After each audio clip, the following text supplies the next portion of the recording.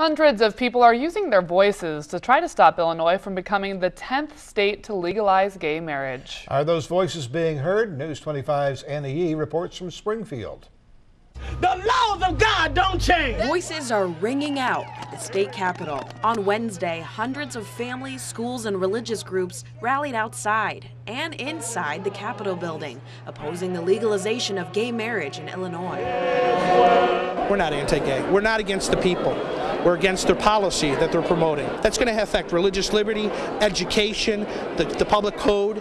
It's just not right. And hopefully we will make enough sense with enough of our state lawmakers that this bill will be killed. Last week, the Senate passed a bill that would allow gay couples to legally marry in the state. The House still needs to pass the bill before it heads to the governor's desk. But challengers hope it doesn't get that far. The amendment only seems to protect churches.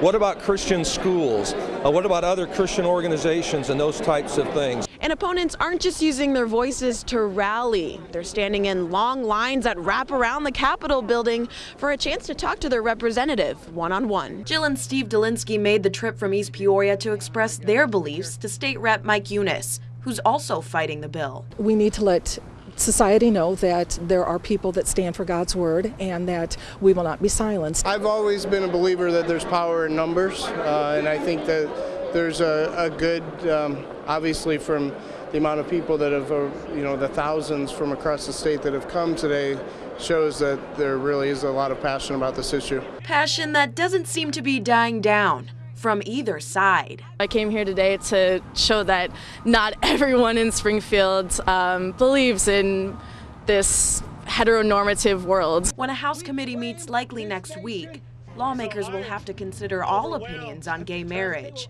which are being heard loud and clear. In Springfield, I'm Anna Yee. A trial in McLean County today will be going down in history books. For the first time ever, cameras were allowed inside a courtroom, adding new meaning to how justice is served in Central Illinois. News 25's Anna Yee explains. Long gone are the days of courtroom sketches. You'll probably rarely see them anymore, at least in McLean County.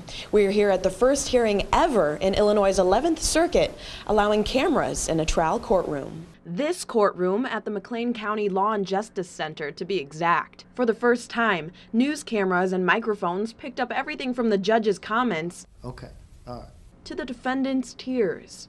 It's all part of the Illinois Supreme Court's pilot program that started about a year ago. The goal is to make sure that the public understands that business is being done every day, to understand that it's a fair process. On Tuesday, a judge denied Ms. Nowlin's request for new attorneys. Nowlin was previously convicted of murdering her 70-year-old mother-in-law and will be sentenced March 1st. Attorneys say publicizing the judicial process is good for the lawyers. If anything, some of them might try a little harder. And good for the public. Things like CSI and shows that do the sensational aspects, I think it can be very helpful if people are seeing or have the opportunity to see a part of what's actually going on and how cases are actually happening in our community. I think you saw a good slice of what happens in the courthouse every day. But not all cases will be recorded. No juvenile cases, no adoptions, no child custodies, where the victim of a sex offense is testifying. Any party or witness can also file an objection to be filmed, and each hearing must first be media approved. Still, judges are hoping to expand the concept of cameras in the courtroom to Peoria County and beyond. In Bloomington, I'm Anna Yee. An ice fishing accident has claimed the lives of 2 Marshall County men. Last night's incident has authorities and experts now warning all fishers to take the proper precautions. News 25's Anna Yee explains what you need to do to stay alive. The lure of fishing is year-round, even in central Illinois. Ice fishing is very popular. Guys do like to get out. We've got a lot of die-hard anglers around here that don't like to quit fishing during the year. Josh Couture is one of those ice fishers.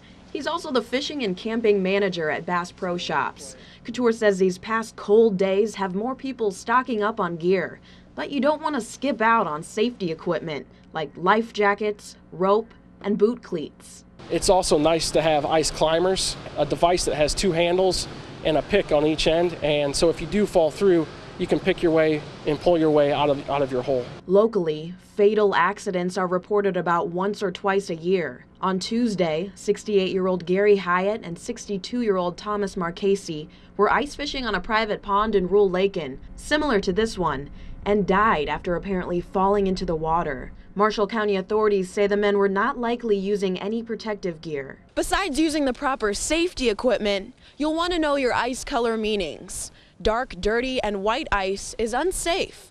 The bluer the ice, the better. And you'll want to check the thickness of the ice. For the most part, we look at least 4 to 5 inches before it's safe for somebody to be out on the ice.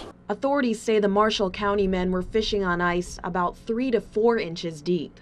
Pekin Fire and Rescue crews also advise keeping track of the water current and to never go fishing alone. Always go out in pairs. Make sure you take a cell phone with you.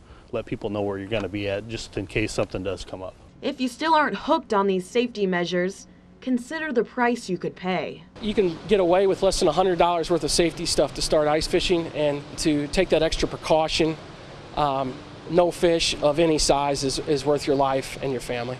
I'm Anna Yee reporting.